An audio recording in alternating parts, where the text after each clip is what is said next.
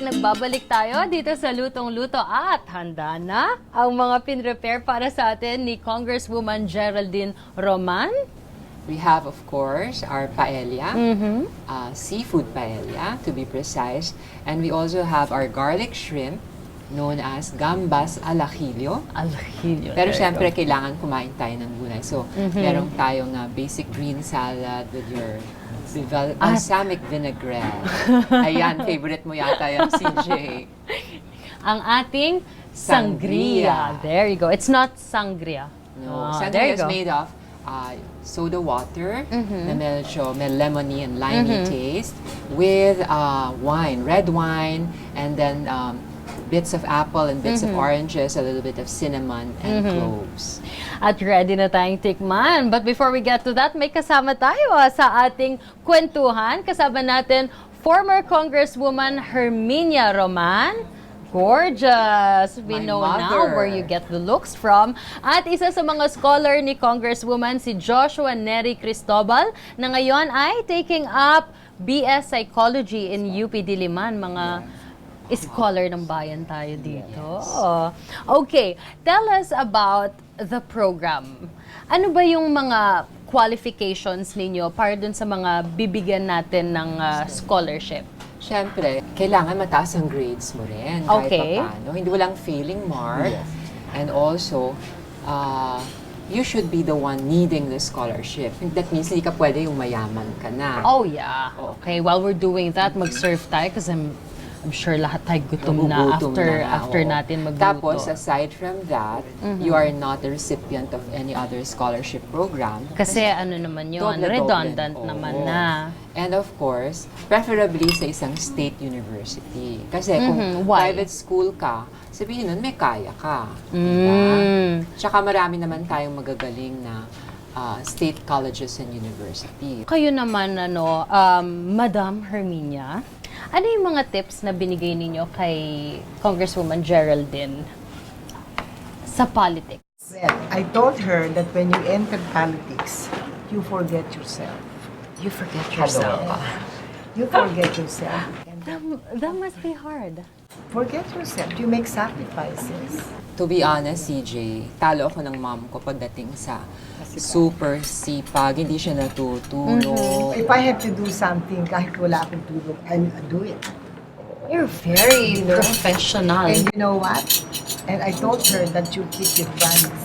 You know that during the time of my husband, somebody went to our place and asked for basketball ball. That was during the time of my husband.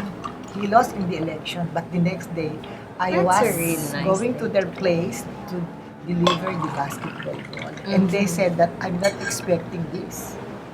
Nagtaano kami. Keep your commitments. Keep your commitment. At isa sa mga commitment mo, masarap ka magluto. Congresswoman, tikman natin ngayon. Talaga ba? Sige nga, matikman nga. I love the paella. Paella. Paella. Kung matabang, just add a little bit of salt. Alam mo, ang ibang tao ayaw nila masyadong maalat. Paano siya naging creamy? Creamy ba? Parang risotto-like. At least hindi Masarap yung texture niya. Hindi siya matigas. Ano yung sinasabi mo na may Kaluluwa. may kaluluwa pa yung kanin? Ito maganda yung pagkaka-blend niya. I would have placed more patis and salt. But mararemedyohan. Mas madaling maremedyohan pag matabang kesa yung pag Sumobra naman tayo. Congresswoman, ano pa yung mga ibang bills na gusto mong i-file sa Congress sa term mo? Actually, I've filed a bill which concerns students, which is the Philippine Online Library. During the 17th Congress, I was one of the principal authors of free Wi-Fi and internet sa mga state-run schools. Sabi namin, anong content ng internet at saka ng Wi-Fi? What information are you going, what information is going to be trickled down to the students? Kailangan relevant to their studies. And because the cost of textbooks, Mahal talaga. Why don't we digitalize everything? All the required reading material. Lahat ng kinakailangang basahin ng mga mag-aaral natin, di-digitalize yun, sabihin nun, Mommy. ilalagay sa computer para pag na-access ng mga student, anong palagay mo, Josh? I think, ma'am, it's better kasi most of the students nowadays, they are more into their gadgets. Like in our school, in UP, most of the students, you see them walking the hallway or in a sunken garden, the academic oval, the famous sunken garden. They're walking like this and they're holding their phones. O di ba imbis na Naka-tech. FB ka? And it's what's being done sa mga private schools natin, private know. universities So I natin. want it for our students in state colleges and universities. Now the owners of big publishing companies have nothing to worry because we still pay rights. Yes. At saka we will save our forests kasi yung paper. Mas less gastos Yeah. din sa kanila, less cost din sa kanila. How has it been for you being a scholar of Congresswoman? Well, personally, being a scholar, there's so much privilege, especially under our Congresswoman scholarship, because like what she always tell us that she's after holistic learning, holistic development. So you're not just good academically, but you have to be good inside and out. So like How do especially- you make sure of that? Oh, like recently we just held our scholar summit. Okay. How many scholars do you have, Congresswoman? You know what? Periodically, I have 600. That is 37. a lot. That is a Pero lot. mag-increase yan, maging 800 plus. Okay, so what happened dun sa summit? In ninyo? the Scholar Summit this year, this year's theme is about students' involvement in national issues, which is very important as a student because critical thinking is not much that developed inside classrooms, but when you face outside issues, especially social issues that influence society, it's a good thing na meron kang critical thinking kasi critical thinking is a vital element of being for you not to be be a under good citizen. specific propaganda of different Groups Yes. na may intentions to lead you somewhere. That is nice. So you really keep a good relationship with your scholars. Yes. Okay, speaking of kids naman tayo, you are also trying to advocate for stiffer penalties Yeah. for those abusing children. Tell us more about that. I filed this bill because,